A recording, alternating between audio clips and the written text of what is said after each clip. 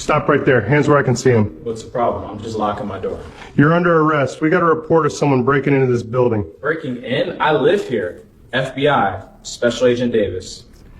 Anyone can buy a badge online. Turn around, put your hands behind your back. Officer Jason Webb had been with the Boston Police Department for 8 years, a career marked not by exceptional service, but by a devastating pattern of bias when he made a decision that would not only cost him everything, but would lay bare the systemic rot within his department and the insidious nature of racial profiling in affluent spaces. Webb was 33 years old, and on this particular Tuesday evening, he was responding to a seemingly straightforward burglary call. But in his mind, the context, a black man entering an apartment in a luxury building, immediately convinced him that the man couldn't possibly belong there, much less live there. The location was the Residences at Back Bay, a prestigious address on Commonwealth Avenue in one of Boston's most exclusive neighborhoods, where one-bedroom rents started at a staggering $4,500 per month, a sanctuary for doctors, lawyers, business executives, and the city's elite. The building boasted doorman service, sophisticated security cameras, keycard access, and a marble lobby that screamed exclusivity. It was 7:15 p.m. on a Tuesday in September, and the routine of wealth was in full swing. Residents were coming home, hitting the gym, or ordering late-night dinners. The man who triggered this catastrophe was Special Agent Kenneth Davis, a decorated 17-year veteran of the Federal Bureau of Investigation, an investigator whose career was built on both physical courage and investigative brilliance. Davis was 43 years old, one of the FBI's most effective violent crimes investigators, trusted with tracking fugitives, solving complex kidnappings, and investigating cross-state organized violence. He'd spent 12 years in the Violence Crimes Task Force alone, testifying in dozens of federal trials and personally apprehending armed, dangerous suspects. His supervisors described him as fearless and precise. That evening, Davis was simply returning home from his workout. He'd left the FBI field office at 5:30 p.m., spent 90 minutes lifting weights and running at his gym 3 blocks away, and was now heading home to shower, eat, and review crucial case files for the next morning's briefing. He was dressed in black athletic shorts, a gray FBI Academy t-shirt soaked with sweat, running shoes, and carried a gym bag over his shoulder. His apartment key card was in his hand, and his federal credentials, his life's work, were secured in his gym bag. He had lived in the Residences at Back Bay for 4 years, Unit 812, a one-bedroom with a view of the Charles River, a home he had worked his ass off to afford. His name was on the lease, on the mailbox, and registered in the building's security system. He had waved to Michael, the evening doorman, literally thousands of times. Davis walked into the lobby, waved to Michael, swiped his key card at the security gate, clear, irrefutable evidence of authorized access, and walked toward the elevator. Just another Tuesday, just another evening coming home, a seamless, unremarkable moment of his daily routine. But someone on the 6th floor was watching the security camera feed, and they didn't like what they saw. That someone was Patricia Wentworth, 58 years old, a wealthy, retired unit owner on the 6th floor who had lived there for 12 years and served on the Resident Advisory Board. She had too much time on her hands and spent hours watching the lobby security camera feed from her apartment, telling herself it was about safety, but in reality it was about control, fear, and a deep-seated, unexamined racial bias. That evening, Patricia was watching the feed when she saw Davis enter. Black man, athletic clothes, gym bag, sweating. Despite his 4 years of residency, she claimed she didn't recognize him. In her mind, this black man did not fit the image of a resident in a luxury building. She watched him swipe his key card, the act that should have instantly nullified any suspicion, but her biased mind had already constructed a narrative of criminality. Black man must not live here, must be breaking in somehow. Maybe he stole a key card. Maybe he's casing apartments. Better call the police. She picked up her phone and dialed 911. Her voice was firm, laced with the certainty of privilege. "I'm calling from the Residences at Back Bay on Commonwealth Avenue. There's a suspicious person who just entered our building. Black male, about 40, wearing workout clothes and carrying a bag. I think he's trying to break into apartments. The dispatcher, following protocol, asked standard questions. Did he force entry? Break a lock? Patricia was forced to admit, no, but he used a key card to get in. I don't recognize him. He doesn't live here. The dispatcher even tried to de-escalate. Ma'am, if he has a key card, he likely has authorized access.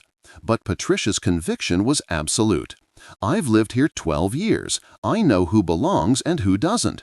This man is suspicious. The call was logged and dispatched. Possible burglary in progress. Residences at Back Bay, 145 Commonwealth Avenue.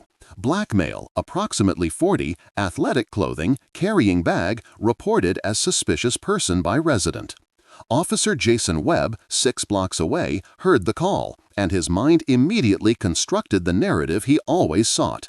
Burglary in progress, black suspect, luxury building. This was serious. This could be a good arrest. Webb's own record was a chilling testament to his bias. 15 prior complaints in 8 years, 13 of them involving stops or arrests of black people in affluent neighborhoods where he questioned their legitimacy. He had detained a black postal worker for 30 minutes, questioned a black woman entering her own condo for 15 minutes, and ran the plates of a black businessman's car, assuming it was stolen. 6 of these complaints had been sustained, resulting in written reprimands and meaningless mandatory training. His supervisors noted his commitment to protecting affluent neighborhoods, but also his tendency to question residents without sufficient basis. But these notes never translated into real disciplinary action. The system had nurtured his bias, not checked it. Webb arrived at the building at 7:18 p.m., parking directly in front. He walked into the lobby and approached Michael, the doorman. Got a report of a burglary suspect, black male, gym clothes, carrying a bag. Michael frowned, his face etched with immediate recognition and concern. Officer, that sounds like Mr. Davis from 812. He just came in from the gym. He's lived here for years. Webb ignored him, already committed to his narrative. I need to check it out. What floor? Michael, trying one last time to intervene, answered, 8th floor. But officer, he's a resident. He's FBI. Webb cut him off and headed for the elevator. In Webb's mind, the doorman was either mistaken or actively covering for a sophisticated criminal. A black man in a luxury building claiming to be FBI? Unlikely. Davis had just reached his apartment door, Unit 812, key card in hand, ready to swipe the lock, when the elevator dinged and opened. He glanced over and saw a police officer step out, looking around, hand near his weapon. Davis's stomach dropped. He was a professional. He knew instantly what this was. He'd seen the scenario play out countless times on his own task force. As he turned, the officer's body cam captured the slow approach. Stop right there, hands where I can see them. Davis froze, his key card an inch from the lock. He turned slowly, raising his hands to chest level. What's the problem? I'm just unlocking my door. You're under arrest. We got a report of someone breaking into this building. Davis felt the familiar, burning rage and disbelief of a man falsely accused in his own sanctuary. Breaking in? I live here, Unit 812. My name is on the lease. It's on the mailbox downstairs. I used my key card to get into the building. But Webb had already decided. Black man, luxury building, resident said he didn't belong. The key card could be stolen. The claims of residency were lies. This was his sophisticated burglar. Davis, knowing he had to stop the escalation, moved slowly, deliberately, narrating every move as he reached into his gym bag. He pulled out his FBI credentials, the black leather case, the gold badge, the identification card with his photo, name, and badge number clearly visible. He held it up, his other hand still raised. I live here, FBI Special Agent Davis. Webb glanced at the badge. Davis waited for the apology, the realization of the massive, career-ending mistake. It never came. Webb's jaw tightened. Anyone can buy a badge online. Turn around and put your hands behind your back. Davis's voice remained controlled, firm, professional, fighting for logic against manufactured suspicion. "It's real. Call it in. Verify it. Don't make this worse." I said, "Turn around. I'll decide what gets verified." This was the moment where racial bias completely subsumed the officer's duty. Webb could not accept that a black man could legitimately live in a $4,800 per month apartment in Back Bay. Therefore, the FBI badge had to be fake, stolen, or irrelevant. "Officer Webb," Davis read the nameplate. "Those are legitimate FBI credentials. I am Special Agent Kenneth Davis. I've lived in Unit 812 for 4 years. My name is on the lease, on the mailbox, in the building security system. The doorman knows me. You can verify all of this in 2 minutes by calling building management or checking with the front desk." Webb pulled out his handcuffs. "We'll verify it at the station." "At the station? I'm standing at my own apartment door. Check the mailbox. Check the lease. My driver's license matches this address. Check my mail in the slot right there. It's addressed to Kenneth Davis, Unit 812. Don't do this." I said, "Turn around." By now, other residents, drawn by the commotion, had emerged. An elderly white couple from 810, a young white woman from 814. They stood in their doorways watching the scene unfold. The young woman, his neighbor, spoke up. "Officer, that's Ken. He lives there. I've been his neighbor for 2 years." The elderly man nodded. "We see him all the time. He's very quiet, never any problems." Webb ignored the multiple credible civilian witnesses, dismissing them as easily as he had dismissed the doorman and the FBI credentials. "Sir, last warning. Hands behind your back." Davis looked at his neighbors, at his apartment door 6 feet away, at the key card in his hand, and at the officer whose bias was about to ruin his life. He was an FBI agent who had arrested murderers, and now he was being arrested for coming home from the gym. "I'm complying under protest," Davis said loudly, ensuring his voice was captured by the body camera and heard by his neighbors. "I am Special Agent Kenneth Davis, FBI. I live in Unit 812. This officer is arresting me for entering my own home while black. Everyone here is a witness." Webb grabbed Davis's arms, pulling them behind his back. The handcuffs clicked shut, agonizingly tight on his wrists, already sore from his workout. The neighbor from 814 had her phone out, recording the final devastating act. "This is wrong. He lives here." Webb marched Davis toward the elevator. As they passed his apartment door, Webb looked directly at the small nameplate reading K. Davis. He saw it and kept walking. They took the elevator down to the lobby. Michael, the doorman, stood up immediately, seeing Davis in handcuffs. "Officer, what are you doing? That's Mr. Davis. He's a resident. I told you he lives here. He's FBI." "Step back, sir," Webb commanded, ignoring the doorman's increasingly frantic defense of his resident. Webb walked Davis out to the patrol car, past frozen, watching residents. Davis sat in the back of the patrol car, handcuffed, watching his home fade from view.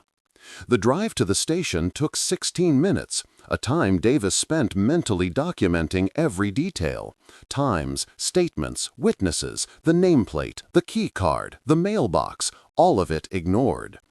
At the station, Webb walked Davis past the booking desk, where Sergeant Marcus Robinson, one of the few black sergeants in the department, looked up with immediate concern.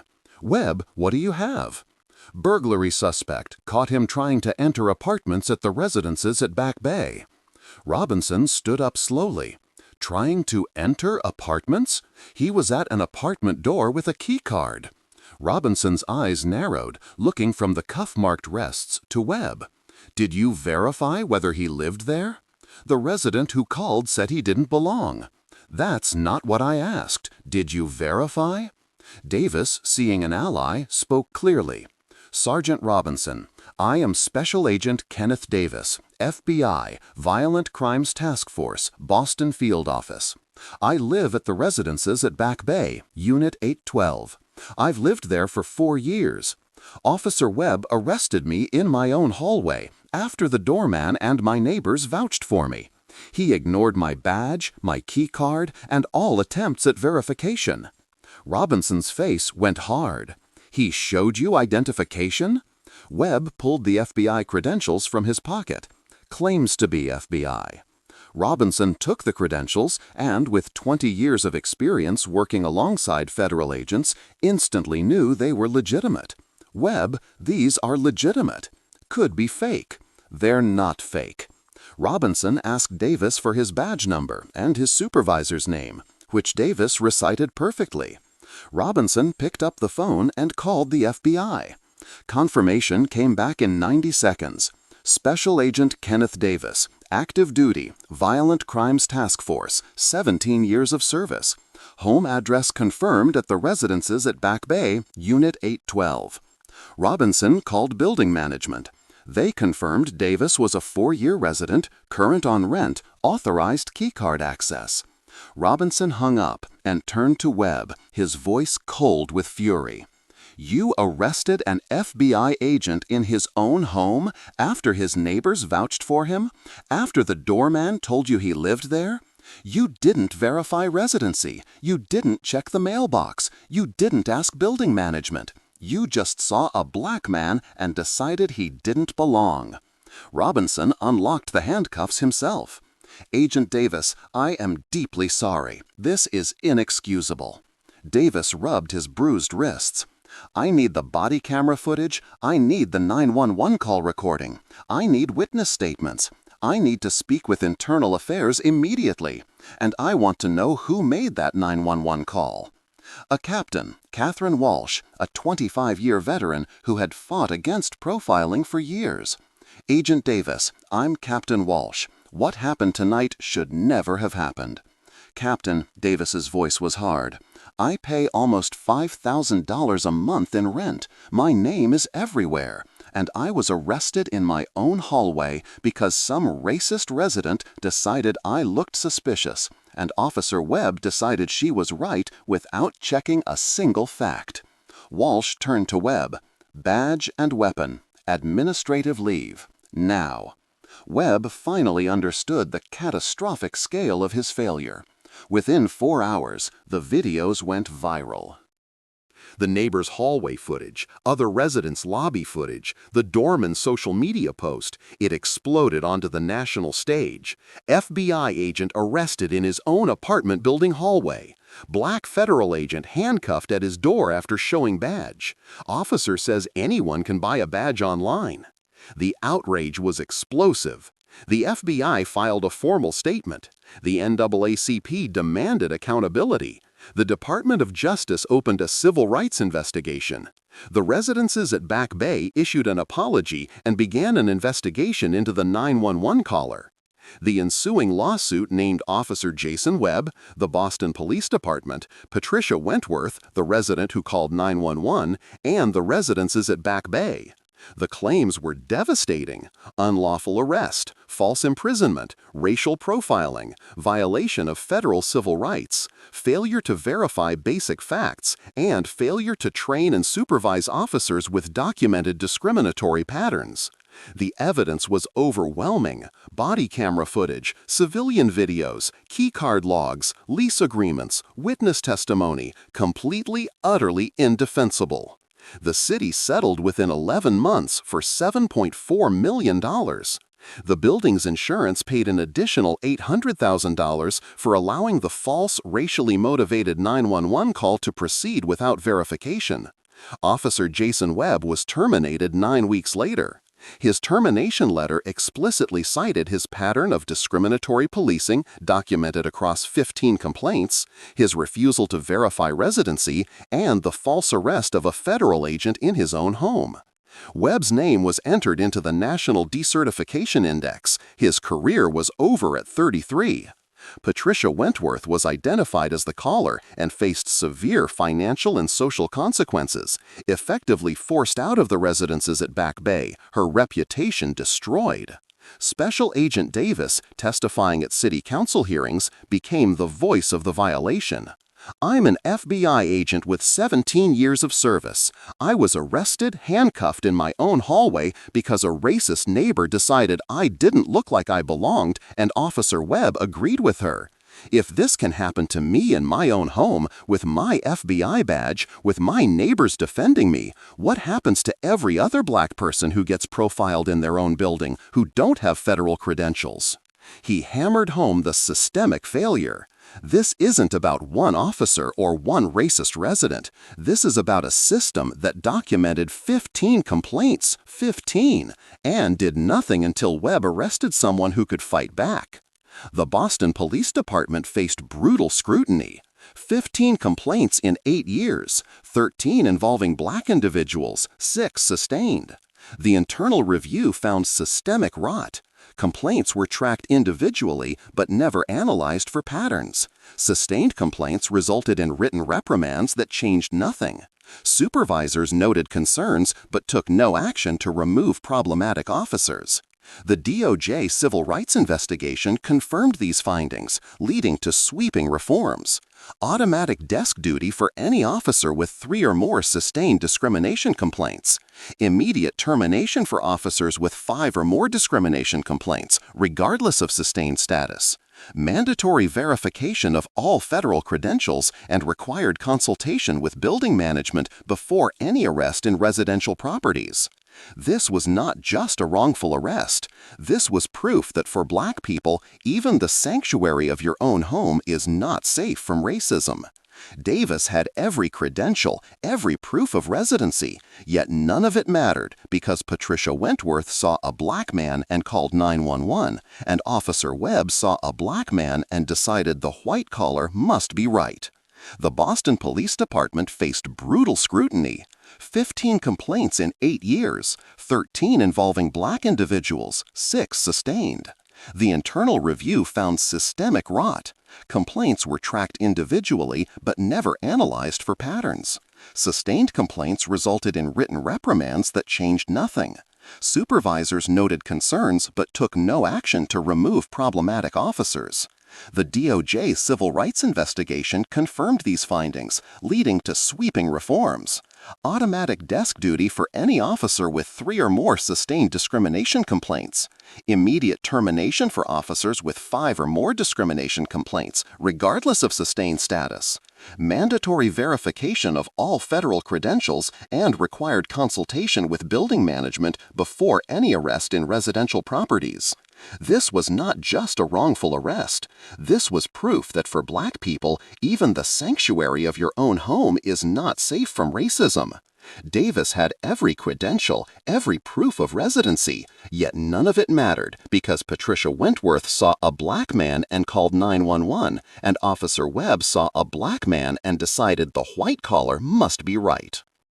Both of them couldn't, refused to, imagine that a black man could legitimately live in a luxury building in Back Bay. This is how racism operates in residential spaces. It's the refusal to accept that authority and prosperity can look different than expected. The weaponization of the police against neighbors. The $7.4 million doesn't undo the violation of being handcuffed at your own door. It doesn't restore the sense of safety that makes a place home. The question is not about Webb or Wentworth. It is about whether the system will finally remove officers after 5 complaints instead of 15, and whether we will finally acknowledge that black people belong everywhere they can afford to be, without being criminalized for coming home from the gym.